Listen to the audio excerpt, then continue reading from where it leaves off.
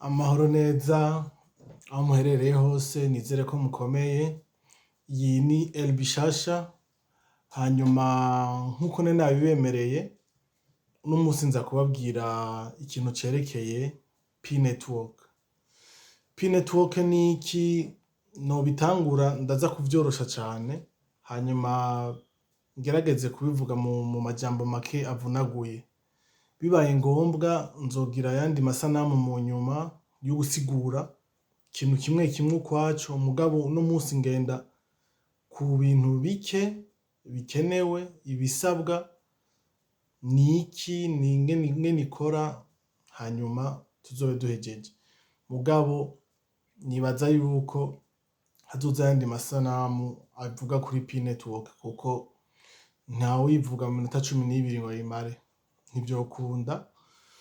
Nagerageje kuraba ingene nobigira mugabo nsanga ni ibintu uko bigenda kose harasigara ibibazo, harasigara utuntu twinshi two kugira, ariko nibaza yuko umuntu yobigira uko nyene, akazofata agatangura nk'ibikeyi, agahera ku vya nkenerwa, hama ibisigaye bikaza mu nyuma navyo nyene. Duhereye rero ku coroshe, P-Network ni iki? Ndazi hariho abayizi benshi. Abarundi barayizi kuko abarundi bari maso. Ico kintu ntihagire umuntu azosuzugura abarundi na rimwe, kuko abarundi n'abantu bazi kurondera hirya no hino. Abarundi n'abantu bazi gushakisha. Ingorane dufise ntitubisangiza abandi, niyo ngorane yonyene dufise. Ahandi hoho ibintu turabimenya. Ikindi naco, since nta umwikomo kuvuga ngo abantu ngo ntibabibwira abandi. Hari n'ababibwirwa ntihagire ico bagira na kimwe. Ngira hacaza wa mugani bavuga ngo bibwirwa benshi bikumva bene vyo. Usanga biyande ataba ari gwabo, ntibiba bibaraba, sinzi. Ariko reka ndabivuge, abavyumva bavyumve, ababikeneye babijemwo, abatabikeneye ni kwa kundi nyene bazosigara baravuga bati twari twaravyumvise muga ntitwabigize. Ariko uno munsi ndabazaniye ikintu gishobora kubinjiriza amahera muri kazoza. Amahera ni ibintu bisanzwe bihari, ni vyinshi kw'isi. Ico ngira mvuge ni kimwe muri vyinshi, ni ikintu coroshe ugereranije n'ibindi, ni ikintu coroshe ugereranije n'ibindi. Ico ndiko ndavuga naco si ikindi, ni amahera virtuel, ico bita mu gifaransa crypto-monnaie. Ni amafaranga udakorako, ni amafaranga aca muri telefone, aca mu buhinga ngurukana bumenyi. Tugiye rero kubisigura, dushatse kuvyorosha, kuko kubisigura bishobora kuba birebire ngaca ngira amasanamu y'isaha yose canke amasaha abiri. Ariko ngerageje kubivunagura nkabivuga mu ncamake, crypto-monnaie harimwo crypto na monnaie, ni amajambo y'igifaransa. Rimwe ni cryptographie, bisigura ukuntu ushobora kunyegeza ibintu kugira umuntu uwariwe wese ntapfe kubibona. Hanyuma hagaca hazamwo monnaie, monnaie nayo ni amafaranga. Urumva crypto-monnaie rero nkuko babivuga muri ayandi mazina, hari abayita ama crypto actif, hari abayita ama monnaie virtuelle. Amazina ni menshi mugabo bigaruka hahandi nyene, aba ari izina rivuga riti ni amahera udashobora gukorako, si amadolari, si amaframbu, ni amahera ari kuri internet. Alors ubu unye P-Network ni nshasha, ariko si nshasha cane kuko yatanguye mu 2020. Hanyuma mu kwa gatatu kwa 2021 niho yatangura haraba ico bita P-Day. Ariko ivyo vyoba birebire ngarutse hiyo. Ico nobabwira nuko hariho application kuri internet, kuri Play Store canke App Store. Aho mvuze amatelefone ya mbere azwi, urumva bimwe bita ngo ibitabo, ama smartphone utegereza kuba uyifise. Urumva si ibintu vyagenewe bose, kuko wovuga uti n'abarundi bangahe bafise n'abarundi bangahe bafise ama smartphone, n'abarundi bangahe bashobora kuronka ubuhinga ngurukana bumenyi. Ico cigwa sindakigira, ariko sinibaza ko na 50% bashika, urumva ni bake cane. Mugabo abo bahari bategerezwa kubimenya, bagafuma bareka kubigira mugabo babizi ko bihari. Burya hariho ubigira akareka kubigira mugabo yabimenye, hariho n'uwureka kubigira kubera atigeze aronka umuntu abimubwira.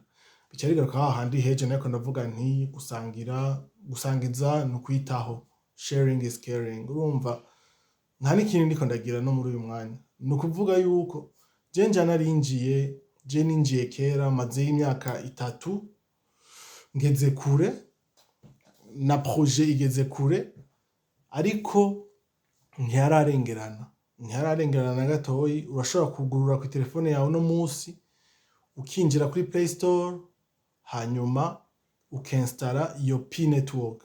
P-Network umaze kuyinstallar ni application yoroshe kuinstara cyane. Umaze kuyinstallar uca wiyandikisha ukoresheje Facebook cyangwa ukoresheje nimero de telefone, hama ukiyandikisha izina ryawe, itazirano ico bita prénom, hama ugashiramwo nom de famille canke nom. Umaze kubishiramwo urashiramwo igihugu, ugashiramwo n'inote, uriyandikisha ibintu bisanzwe cyane. Iyo usanzwe uvuga igifaransa canke akongereza gakeyi ni ibintu vyoroshe, atavyuzi wosaba umuntu muri kumwe, ntihazobura umuntu agufasha kwiyandikisha. Burya iyo umuntu yashatse ikintu ntabura inzira yo kugikora, ntibishobora kwanga.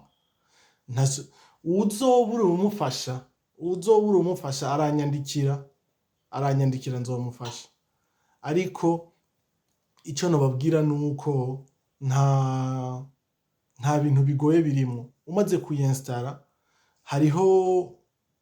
urashobora gutangurira kuri 0 nkuko ushobora gutangura na P1.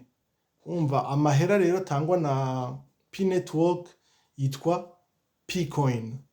Ama P-Coin rero utanguje code d'invitation uraronka P1, ariko iyo utanguje wenyene atawakwinjije uhera kuri 0. Umva rero mwese mushaka kwinjira mutanguje P1, hari ahantu bazogusaba ati code d'invitation canke mu congereza invitation code, urashobora gushiramwo L bishasha. Ushizemwo L bishasha ni nkuko aba ari je ndakuvyaye, ni nkuko aba ari je ndakwinjije, uca utangura na 1. Kwinjira si mpaka ushiremwo umuntu n'umwe, nababwiye mu gihe ushaka gusa kuronka iyo P1. Muri kazoza ntibizoba binakunda mwana ashaka, kuko ayo mapi mwumva arazimvye. Amaze imyaka 3 atanguye, aramaze kugira agaciro. Uno musi abantu bahayaha agaciro ata nico bisunze, kuko ntaraja ku isoko, ariko baramaze kuyaha agaciro ku rugero rw'aho bavuga bati turavye P-Coin imwe tuyiha valeur, tuyiha agaciro kama euro 30. Ayo ma euro 30 uno musi urashobora kuyaronka mu misi 5 ata muntu n'umwe mufashanije. Ico ukora ni giki? Nuko umaze kuyinstallar ugasoma vyose ukayishiramwo muri ngendanwa yawe, ufyonda ahantu hari aka bouton, muramfasha kunsigurira aka bouton kariko mu Kirundi. Hari ahantu umaze kuhafyonda misi yose ucuronka amapi, hariko agasipiri, nico bita kumina. Je nibaza ko nzogira video y'ukumina ivyo ari vyo, nibaza ko nzogira video y'ingene bakrea konte ya Pi, nibaza ko nzobagirira video ukwayo nkabasigurira kumina ingene bigenda, ico arico kumina, kuko hari abantu barabimbaza ati mbega kumina bigenda gute? Harya iyo ufyonze karya ka bouton, kubera uragafyonda usura kugaruka après 24 heures, usura kugaruka heza amasaha 28, niho usura kugaruka ugafyonda. Alors nibaza ko ari ivyo. Aho mvuze duke cyane, ngerageje kudusubiramwo nkaduca ku mayange.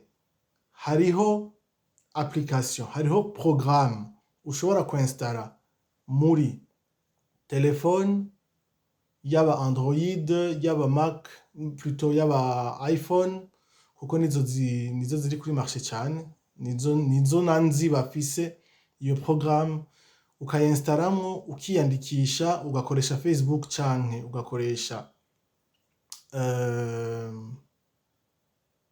numero de telefone ukiyandikisha ugaheza hama ni butu ufyonda umwanya wose uko haheze 24 heures. Haheze 24 heures urafyonda ukaba uriko uramina, ça veut dire uri kurinjiza amahera, compteur iguma itona hejuru. Code d'invitation el bishasha, utabishatse tu fais personne ne m'a invité, uhera kuri 0, tu vas monter, uzoduga buhoro buhoro ushike hejuru. Pi imwe uno musi ifise valeur ya 30 euros. Mu marundi muca muvyumva, ariko ivyo vyose ni ibintu vy'ubu. Muri kazoza amahera azoba ari menshi kurusha, ibintu turabiduga valeur. Hari izo mumaze kumva zita za Bitcoin, hari izo bita za Ethereum, izo zose zatanguye ari nto cane, zifise agaciro gake cane, ariko uno musi nk'iyizwi cane gose yitwa Bitcoin ifise valeur y'ibihumbi 42 vy'amadolari, 42,000. Urumva wo kubwira uti uno musi iyo umenya ukaja muri Bitcoin ukamenya kuyimina ukaza urafyonda bouton igihe yavuka mu 2009 nta numwe atari kuba yarabigize, ariko hari abo vyacitse naje ndimwo, ariko uno musi Bitcoin nawe yancikiye, nawe ntigucike rero. En attendant ejo nibaza ko nzosubira kubandanya gatoyi ndababwira utundi tuntu twayo. Musigare neza, mugire aho muba mwubahwe, sawa cyane.